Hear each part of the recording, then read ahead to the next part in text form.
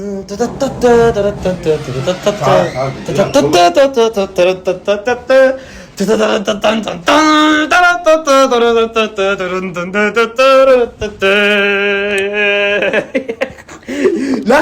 لا تتوتر.